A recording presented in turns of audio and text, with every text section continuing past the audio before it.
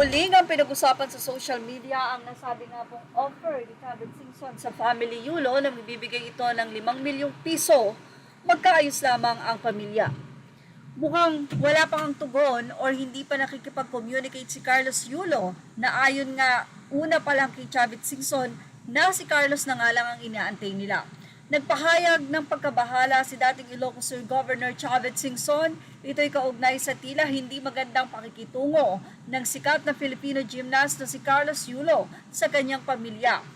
Ayon kasi kay Singson, bago niya ibigay ang ipinangakong gantimpalang 5 milyong piso kay Yulo, nais niya munang makita ang pagkakasunduan at pag-aayos ng relasyon ng atleta sa kanyang ina, si Angelica Yulo, at sa kanyang girlfriend na si Chloe San Jose.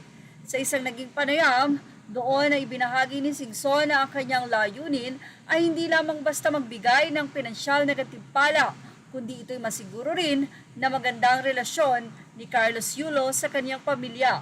Ayon sa kanya, ang maayos na relasyon sa pamilya ay mahalagang aspeto ng tagumpay ng atleta. Naniniwala din si Singson na ang pagkakasunduan sa pagitan ng mag-ina ay makakatulong sa mas positibong imahe ni Yulo sa publiko at magbibigay daan sa patuloy na suporta ng pamilya.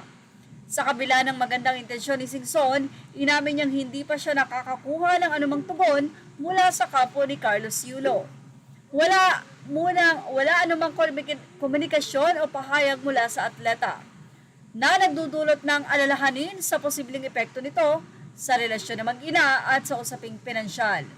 Ang kakulangan ng komunikasyon ay maaaring magdulot ng stress at negatibong epekto sa karera ni Yulo, lalo na sa kanyang mga kompetisyon.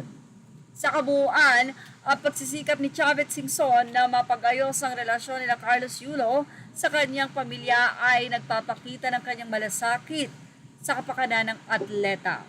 Pero hanggang ngayon nga ay wala pa rin nakukuhang tugon si Chavit na kung saan inamin nito na wala raw komunikasyon at hindi na nga daw nakikipag-usap si Carlos sa pamilya. Ang tanong, mukhang pending nga ang 5 milyon na ibibigay na pabuya ni Chavit dahil yun nga ang kanyang nais na mangyari o ang kanyang kondisyon. Samantala, pinag-uusapan naman ngayon at viral ang di umano'y naging prediksyon ni Rudy Baldwin.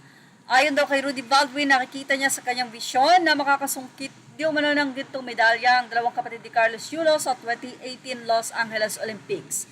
Sa post nito sa Facebook, ipinakita ang mga larawan ni Eliza at Eldrew Yulo na nakikita niya umano magiging matagumpay sa susunod na Olympics at makakasungkit din ito ng gold medals.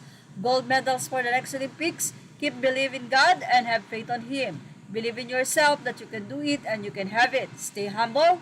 And don't forget to love your family always. Go for golds.